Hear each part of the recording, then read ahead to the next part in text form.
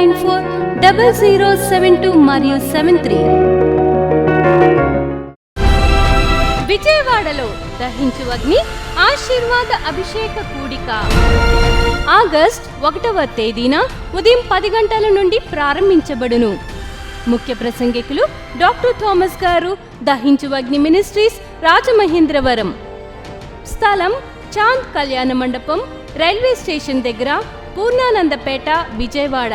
అన్ని వివరాలకు 9494940072 మరియు 73. ఇది కుటుంబ ఆశీర్వాద కూడిక. ఇక్కడ మేము మా కుటుంబాలను కట్టుకున్నాం. మరి మీరు? అయితే ప్రతి శుక్రవారం రాజమహేంద్రవరంలో జరిగే ఈ కుటుంబ ఆశీర్వాద కూడికలో పాల్గొనండి. ఈ కూడిక జరుగు స్థలం దహించు అగ్ని ఆడిటోరియం, నటరాజ్ థియేటర్, రాజమహేంద్రవరం. సికింద్రాబాద్ లో దహించు అగ్ని అద్భుత అసాధారణ కూడిక ప్రతి శనివారం సాయంత్రం 5 గంటల నుండి ప్రారంభించబడును. స్థలం SPG church ground, alpha hotel వెనుక, సికింద్రాబాద్. మరిన్ని వివరాలకు 9494940074 మరియు 75.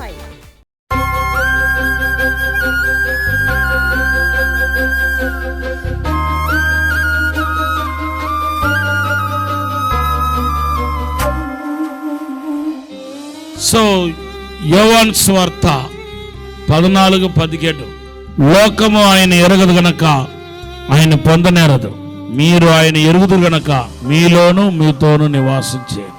ఎరగటం అనేది ఎంత శక్తివంతమైనది అంటే, నీలోనికి సృష్టికర్త అయిన యెహోవా పరిశుద్ధాత్మ తండ్రి నివసించటం అనేది ప్రారంభమవుతాయి. దేవుడే వచ్చి నివసిస్తాడు. ఎరగటం అంత శక్తివంతమైనది.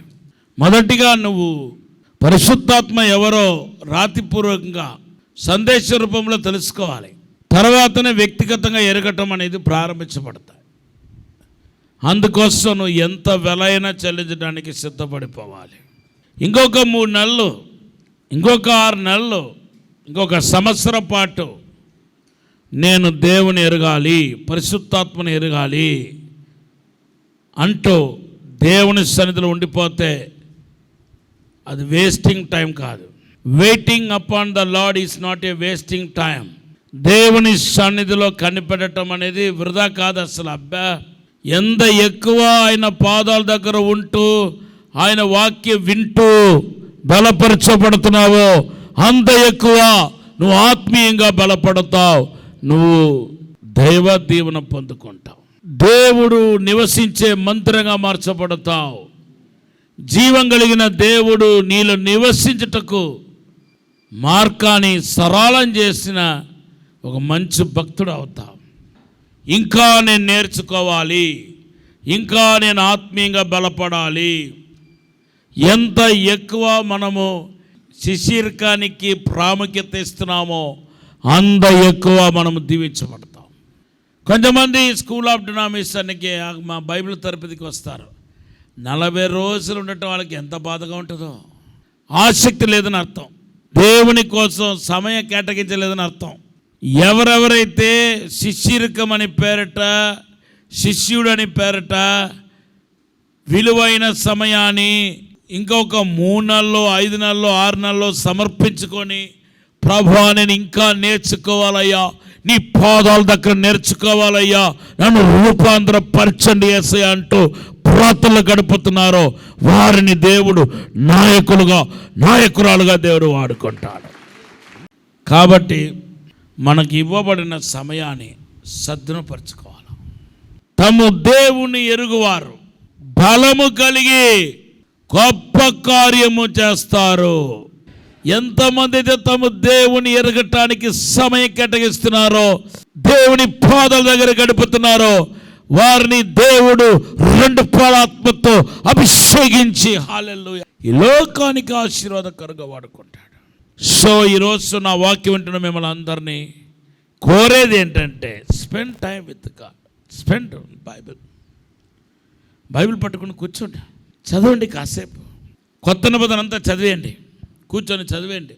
సమయం దొరికినప్పుడు కొత్త నిబంధన అంతా చదివేయండి, పత్రికలు చదవండి, దేవునికి సమయం కేటాయించండి. సో ప్రభువును పరిశుద్ధాత్మ తండ్రిని ఎరిగి ఉండాలనే ఆలోచనతో ఈరోజు పరిశుద్ధాత్మ గుర్తుల ద్వారా కొన్ని పరిశుద్ధాత్మ కార్యాల గురించి ధ్యానించబోతున్నాం. పరిశుద్ధాత్మ దేవుడికి కొన్ని గుర్తులు ఉన్నాయి. ఆ గుర్తులు ఒక బ్యాక్గ్రౌండ్, దాని ఒక వివరణ తెలిస్తే ఓహో పరిశుద్ధాత్మ దేవుడు ఇలా క్రియేట్ చేస్తాడనమాట అని మీకు అవగాహన కలుగుతాయి.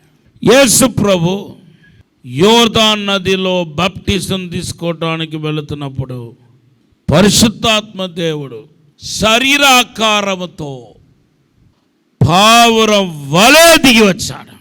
పరిశుద్ధాత్మ ఆకారం ఏంటి?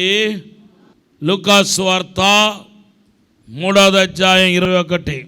ప్రజలందరూ బాప్తిస్మము పొందినప్పుడు యేసు కూడా బాప్తిస్మము పొంది ప్రార్థన చేయుచుండగా ఆకాశము తెరవబడి పరిశుద్ధాత్మ శరీరాకారముతో పావురము వలె ఆయన మీదికి దిగివచ్చెను. పరిశుద్ధాత్మ దేవుడు పావుర ఆకారం ధరించుకొని రాలా. మీరు అర్థం చేసుకోవాలి. 2 విషయాలు రాయబడి ఉంది. ఒకటి, పరిశుద్ధాత్మ దేవుడు ఆ బాప్టిజం దగ్గర ఆయన తీసుకున్న ఆకారం. రెండవదిగా పరిశుద్ధాత్మ దేవుడు వచ్చిన విధానం. మనిషి పైరు పని చూస్తేమో ఒక అతను వచ్చాడండి, అతను వండేలాగా లేకపోతే ఒక కొబ్బరి చెట్టులాగా ఉన్నాడు. కానీ వాడు వచ్చిన వేగాన్ని, వాడు వచ్చిన స్పీడ్ మాత్రం చూస్తే మాత్రం చిరుతలాగా వచ్చాడు, టైగర్ లాగా వచ్చాడు. అంటే ఆయన టైగరా? పరిశుద్ధాత్మ గురించి కూడా అలాగే రాయబడి ఉంది. ఆయన ఏ ఆకారంతో వచ్చాడు, తర్వాత ఆయన వచ్చిన విధానాన్ని గురించి రాయబడి ఉంది. ఆయన వచ్చిందేమో శరీరాకారంతో వచ్చాడు, పరలోక తండ్రి రూపంలో వచ్చాడేమో, స్నేహితుడి రూపంలో వచ్చాడేమో, వృద్ధాప్యం చెందిన వాళ్ళలాగా వచ్చాడేమో, ఏ రూపంలో ఏ శరీరాకారంతో వచ్చాడో మనకు తెలియదు. రావటం శరీరాకారంతో వచ్చాడు. ఆయన వచ్చిన విధానం మాత్రం ఎలా ఉందంటే పావురం వలె వచ్చాడు.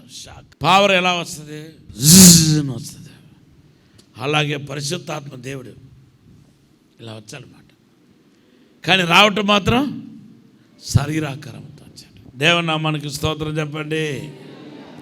సరే, శరీర ఆకారం విడిచిపెట్టి పావురం వలె, పావురంలాగా వేగముగా వచ్చిన ఆ కార్యాన్ని గురించి మనం ధ్యానిస్తాం. ఎందుకు పావురం వలె అని రాయబడి ఉందంటే, పావురంలో చేదు ఉండదు. ప్రతి పక్షిలో లోపల చేదు ఉంటుంది. దాన్ని ఏమంటారు? చేపలు కూడా ఏముందంటే చేదు ఉంటుంది. ఆ చేదు తీయకపోతే, అది సరిగా కడగకపోతే ఈ చేదంతా ఆ స్కిన్లో కలిసిపోతుంది, మాంసంలో కలిసిపోతుంది. కానీ పావురానికి ఏముండదంట? చేదు ఉండదంట. అంటే ప్రేమ స్వరూపి అయిన దేవుడు. పావురంలో 99% ఏ రంగుతో కూడి ఉంటుంది? ఏ రంగుతో కూడిందంటే తెల్ల రంగుతో కూడింది. ప్యూరిటీ, పరిశుద్ధమైన ఆత్మ. ఆయనకు పేరు ఏమని రాయబడి ఉంది? పరిశుద్ధం కలిగిన ఆత్మ. దేవుని ఆత్మకి ఎందుకు పరిశుద్ధాత్మ అంటున్నామంటే 2 కారణాలు. దేవుని ఆత్మ అస్సలు పేరు ఏంటంటే దేవుని ఆత్మ, కానీ ఆయనకి ఇవ్వబడిన పేరు ఏంటంటే పరిశుద్ధాత్మ. దేవుని ఆత్మ ఎందుకు పరిశుద్ధాత్మ అని పిలువబడుతుందంటే, దేవుని ఆత్మలో ఉన్న ప్రత్యేకత ఏంటంటే ఆయన పరిశుద్ధంగా ఉండటమే కాకుండా ఆయన చెంతకు చేరిన ప్రతి ఒక్కరిని తనలాంటి పరిశుద్ధత కలిగిన వ్యక్తిగా పరిశుద్ధాత్మ దేవుడు చేయగలుగుతాడు. కాబట్టి ఆయనకు పేరేంటంటే పరిశుద్ధాత్మ. పరిశుద్ధాత్మను ఎందుకు ఆయనకు పేరంటే, తన పరిశుద్ధుడిగా ఉండటమే కాకుండా తన చెంతకు చేరిన అందరినీ తనలాగా పరిశుద్ధంగా ఉండాలని కోరుతూ వారిని తనలాంటి పరిశుద్ధుడిగా ఆయన చేయగలుగుతాడు కాబట్టి ఆయనకు పేరు పరిశుద్ధాత్మ. పరిశుద్ధాత్మ కార్యాలన్నీ ఎలాగ ఉంటుందంటే వెను వెంటనే ఆలస్యం చేయడం. అందుకొరకే పరిశుద్ధాత్మ దేవుని పావురానికి పోల్చబడ్డాయి. రెండవదిగా ఆయన సమాధాన దేవుడు. పరిశుద్ధాత్మ అంటే ఏంటంటే రోమాపత్రిక 14:10 రాయబడి ఉంది, దేవుని రాజు అన్నపానీయముతో కాదు, నీతియు సమాధానము పరిశుద్ధాత్మనందలి ఆనందమై ఉంది. గలాతీ పత్రిక 5:22 ఆత్మ ఫలాలు ఏమనగానే రాయబడి ఉంది. దానిలో సమాధానం కూడా ఆడైనట్టుగా మనం చూస్తున్నాం. రెండవదిగా పరిశుద్ధాత్మ దేవుడు అగ్నికి పోల్చబడ్డాడు. అపోస్తల కార్య 2వ అధ్యాయం 1-4 వచనాలు. పరిశుద్ధాత్మ గుర్తులో రెండవది అంటే అగ్ని. మత్తయి సువార్త 3:11 మారు మనసు నిమిత్తం నేను నీళ్లలో మీకు బాప్తిస్మం ఇచ్చుచున్నాను, అయితే నా వెనుక వచ్చుచున్నవాడు నాకంటే శక్తిమంతుడు, ఆయన చెప్పులు మోయటకైనను నేను పాత్రుడను కాను, ఆయన పరిశుద్ధాత్మలోను అగ్నితోనూ మీకు బాప్తిస్మం ఇచ్చును. హల్లెలూయా. యేసు ప్రభు ఇచ్చే బాప్టిజం అగ్ని బాప్టిజం. అపోస్తల కార్యం 1వ అధ్యాయం 4వ వచనంలో యేసు ప్రభు అగ్ని బాప్టిజం కోసమే కనిపెట్టమన్నాడు. మేడగదిలో కనిపెట్టిన వాళ్ళందరూ దేనికోసం కనిపెట్టారు? అగ్ని బాప్టిజం కోసమే కనిపెట్టారు. 10 రోజుల పాటు వాగ్దానం నెరవేర్పుకు 10 రోజులు ఉపవాసంతో దేవుని సన్నిధిలో కనిపెట్టారు. అపోస్తల కార్యం 2వ అధ్యాయం 4వ వచనంలో పరిశుద్ధాత్మ దేవుడు దిగి వచ్చినప్పుడు అగ్ని రూపంలోనే దిగి వచ్చాడు. గట్టిగా గలిలయ చెప్పండి. వాళ్ళందరినీ అగ్నితోనే కాల్చాడు. ఆ రోజున ఎవరెవరైతే ఉన్నారో మేడగదిలో వాళ్ళందరూ పరిశుద్ధాత్మతో నింపబడి భాషలో మాట్లాడారు. సో ఈరోజు చెప్పేది ఏంటంటే అగ్ని బాప్టిజం, అగ్ని పరిశుద్ధాత్మ దేవుడు అగ్ని అని ఎందుకు పోల్చబడ్డాడంటే he is the author of beginning of new testamental blessings. పరిశుద్ధాత్మ దేవుడు కొత్త నిబంధన ఆశీర్వాదానికి ప్రాముఖ్యుడై ఉన్నాడు. పరిశుద్ధాత్మ దేవుడు దిగి వచ్చినప్పుడు, అగ్ని రూపంలో దిగి వచ్చినప్పుడు వాళ్ళందరూ ఏం చేశారంటే భాషలో మాట్లాడారు. Praise the lord. ఎక్కడ అగ్ని రూపంలో పరిశుద్ధాత్మ దేవుడు దిగి వస్తాడో అక్కడ ఖచ్చితంగా అన్య భాషల్లో మాట్లాడుతూ నింపబడి అభిషేకించబడతారు. మర్చిపోవద్దు. ఎక్కడల్లా పరిశుద్ధాత్మ దేవుడి దిగి వచ్చాడు అగ్ని రూపంలో అక్కడ ప్రజల ఆత్మతో నింపబడి అభిషేకించబడి భాషలో మాట్లాడారు. ఈ భాషల్లో మాట్లాడటం అనేది కొత్త నిబంధన ఆశీర్వాదం. మేడగదిలో 120 మంది ఎప్పుడు భాషలో మాట్లాడడానికి ప్రారంభించారు? ఎప్పుడైతే పరిశుద్ధాత్మ దేవుడు అగ్నిగా దిగి వచ్చాడో అప్పుడు భాషలో మాట్లాడటం ప్రారంభించారు. సో పరిశుద్ధాత్మ దేవుడు అగ్నిగా దిగి రావటం కొత్త నిబంధన ఆశీర్వాదానికి గుర్తు. ఏంటి కొత్త నిబంధన ఆశీర్వాదం అంటే? పాత నిబంధనలో ఎక్కడ కనిపించని ఆశీర్వాదాలు కొత్త నిబంధనలు కనపడితే యేసుక్రీస్తు ద్వారా లభ్యమవుతే దానికి పేరేంటంటే కొత్త నిబంధన ఆశీర్వాదం. భాషలో మాట్లాడటం ఎక్కడైనా పాత నిబంధనలు కనపడుతుందా? లేదు. స్టార్టింగ్ ఎక్కడ కనపడుతుందంటే మేడగదిలో కనపడుతుంది. పెంతెకోస్తు అనుభవంలో దేవుని సన్నిధిలో కనిపెడుతున్న ప్రతి ఒక్కరి మీదకి దేవుని ఆత్మ దిగి వచ్చినట్టుగా మనం పరిశుద్ధ గ్రంథంలో చూస్తున్నాం. ఈ కొత్త నిబంధన ఆశీర్వాదంతో కనెక్ట్ అయిన కొన్ని ఉన్నాయి భాషలతో పాటు. అపోస్తల పరిచర్య. పాత నిబంధనలు ఎక్కడ అపోస్తల పరిచర్య ఉండదు. ఎక్కడ వెతికినా ఒక్క వాక్యం దొరకదు అపోస్తల పరిచర్య. మరలా ప్రవక్త పరిచర్యలు ఉంటుంది. ప్రవక్తలు ఉన్నారు కానీ పాత నిబంధనలో ఎవరు లేరు? అపోస్తలు లేరు. అపోస్తలు అనేది కొత్త నిబంధన ఆశీర్వాదం. అలాగే గొర్రెపిల్ల రక్తం, మేకల రక్తం మనకు కనపడుతుంది కానీ అక్కడ యేసుక్రీస్తు రక్తం కనపడలేదు. సో యేసుక్రీస్తు రక్తం కూడా కొత్త నిబంధన ఆశీర్వాదం. సంఘం, సంఘం కూడా కొత్త నిబంధన ఆశీర్వాదం, ప్రభురాత్రి బల్ల కొత్త నిబంధన ఆశీర్వాదం. దానితో పాటు కొత్త నిబంధన ఆశీర్వాదం ఏదంటే అన్య భాషలు మాట్లాడటం. The moment Jesus appeared like a fire, the people began to speak heavenly tongues, unknown tongues. They began to speak utterance of the Holy Spirit. పరిశుద్ధాత్మ భాషలు మాట్లాడటం ప్రారంభించారు. Nobody speak before this wonderful mighty experience. Nobody. ఇంత అద్భుతమైన అనుభవాన్ని యేసు ప్రభు వాగ్దానం చేసి అభిషేకించడానికి ముందు ఎప్పుడు జరగలేదు. అభిషేకానికి కోసం వచ్చేవాళ్ళు, ప్రభు వాళ్ళని దీవించేవాళ్ళు, మాట్లాడేవాళ్ళు, వాళ్ళు అభిషేకం. సో మీరు ప్రార్థన చేస్తూ ఉన్నారు అని ప్రభు స్తోత్ర స్తోత్ర షాబాలా కథల ప్రార్థన చేస్తున్నారు. సడన్గా అగ్ని దిగి వచ్చింది అనుకోండి, దాని ఒక అర్థం ఏంటి? భాషలో మాట్లాడుతున్నప్పుడు అగ్ని దిగి వస్తే అర్థం ఏంటి? ఆ మనిషి యొక్క జీవితంలో కొత్త నిబంధన ఆశీర్వాదం ప్రారంభించబడింది అని అర్థం. మరలా పరిశుద్ధాత్మ దేవుడు పావుర రూపంలో వస్తే అది వేరే అర్థం, అగ్ని రూపంలో వస్తే అది, మేఘాల రూపంలో వస్తే అది వేరే అర్థం. అవన్నీ నేను చెప్పట్లేదు. నువ్వు దేవుని సన్నిధి కోసం, పరిశుద్ధాత్మ నింపుదల కోసం కనిపెడతా ఉంటే పరిశుద్ధాత్మ దేవుడు అగ్ని రూపంలో దిగి వచ్చాడంటే దాని ఒక అర్థం ఏంటంటే కొత్త నిబంధన ఆశీర్వాదం నీ జీవితంలో ప్రవహించటం మొదలైందని అర్థం. గట్టిగా ఒక హల్లెలూయా చెప్పండి. కొత్త నిబంధన ఆశీర్వాదం నీ జీవితంలో ప్రారంభమైందని అర్థం. Praise the lord.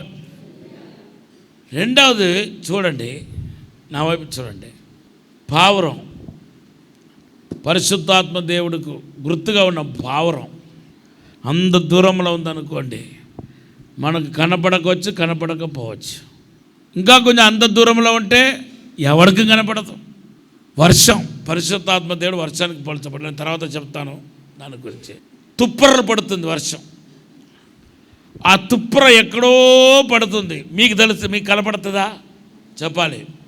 పరిశుద్ధాత్మ దేవుడు సీల్డ్కు గుర్తు, సీల్ ముద్ర. ఎక్కడో అంత దూరంలో ముద్ర ఉంది, ఆ ముద్ర మీకు కనపడుతుందా చెప్పండి.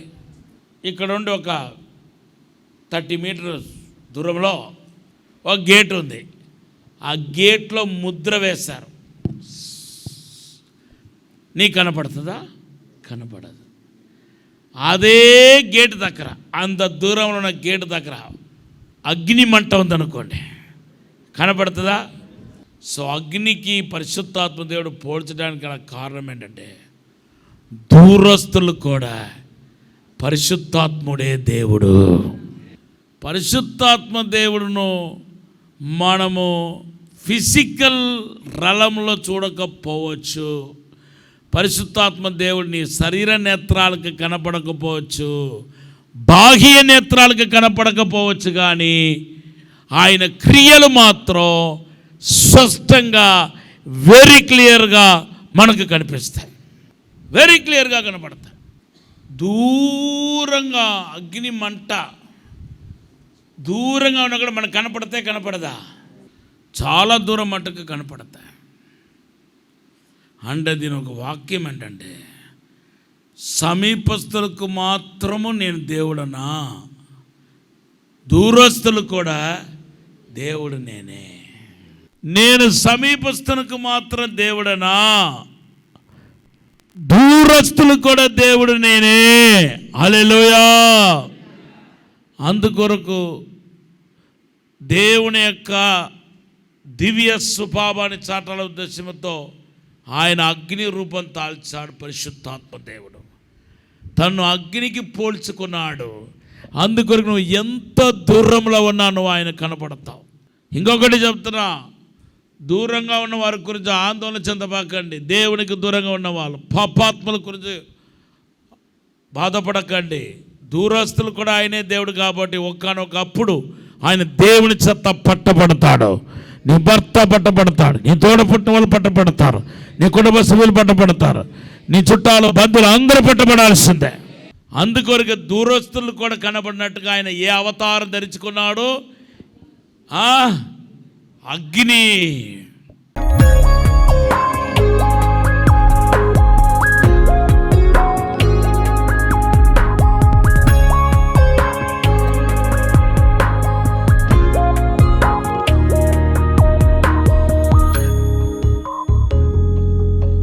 పరిశుద్ధము నమ్మకమైన పరలోక తండ్రి, నీకు వందనాలు, స్తోత్రాలు ప్రభా. మమ్మలను క్షమించు, మన్నించు, పరిశుద్ధపరిచి, శుద్ధీకరించి ఒక బలమైన ఆత్మ మాకు దయచేయమని అడుగుతున్నాను ప్రభా. పరిశుద్ధాత్మ దేవునితో సాంగత్యం ఏర్పడటకు సహాయం చేయండి, అన్యోన్య సహవాసం ఏర్పడటకు సహాయం చేయండి ప్రభా. తండ్రి, నీతో సహవాసం చేసే కృప దయచేయండి ప్రభా. పరలోక మహిమతో నింపండి ప్రభా. 2 పాల ఆత్మ దయచేయండి ప్రభా, 2 పాల అభిషేకం దయచేయండి ప్రభా. దేవునికి శక్తి ప్రతి ఒక్కరు తాకినగాక, దేవునికి అగ్ని అభిషేకం ప్రతి ఒక్కరు తాకినగాక, దైవిక మహిమ తాకినగాక, దైవిక సన్నిధి తాకినగాక, దైవిక వెలుగు తాకినగాక. అభిషేకం లేని ప్రతి ఒక్కరిని ఆత్మతో నింపండి, అభిషేకముతో నింపండి, దైవిక ప్రసన్నముతో నింపండి, దైవిక వెలుగుతో నింపండి, అన్య భాషలతో నింపండి ప్రభా.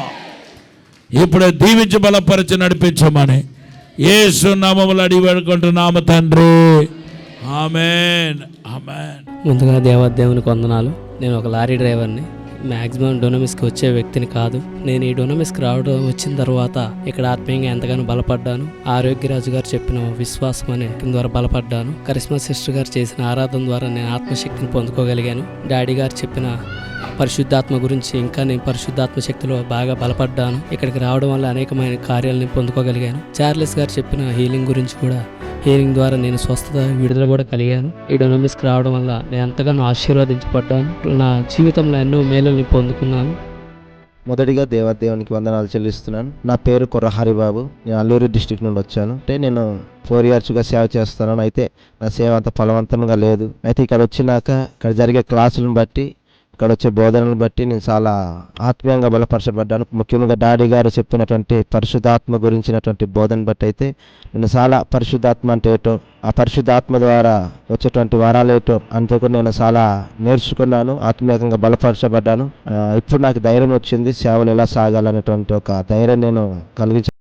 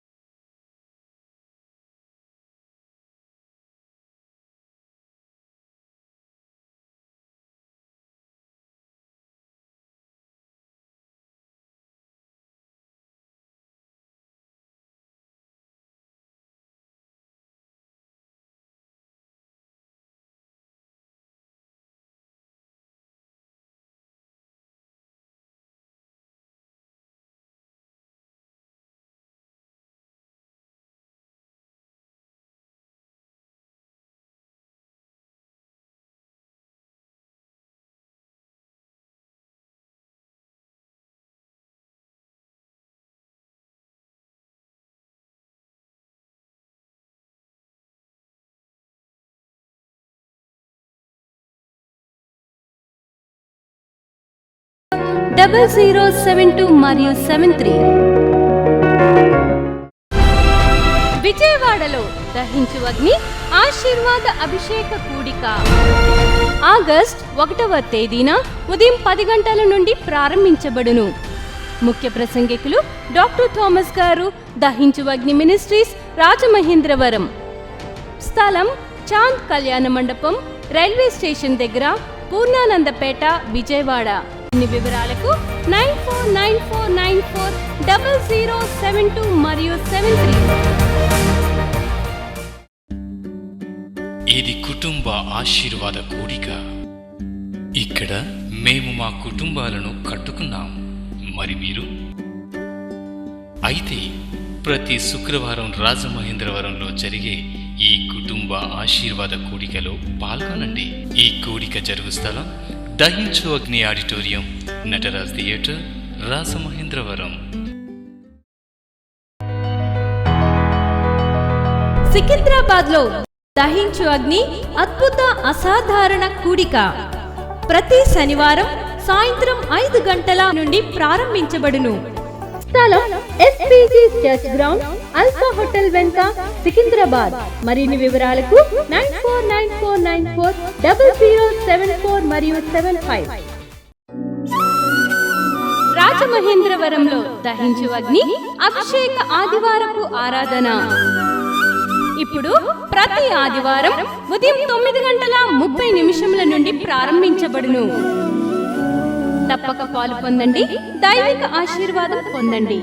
స్థలం దహించు అగ్ని ఆడిటోరియం, నటరాజ్ థియేటర్, రాజమహేంద్రవరం. మీ ప్రార్థన అవసరతలకు 9494940072 మరియు 73. ఈ టీవీ కార్యక్రమాన్ని చూసి ఆశీర్వదించబడినట్లయితే దహించు అగ్ని టీవీ పరిచర్యకు మరియు బ్లెస్సింగ్ ల్యాండ్ కు సహకరించండి. దహించు అగ్ని trust current account number 357222444370, State Bank of India main branch, Rajamahendravaram. My address doctor Thomas దహించు అగ్ని మినిస్ట్రీస్, తుమ్మలోవా, రాజమహేంద్రవరం.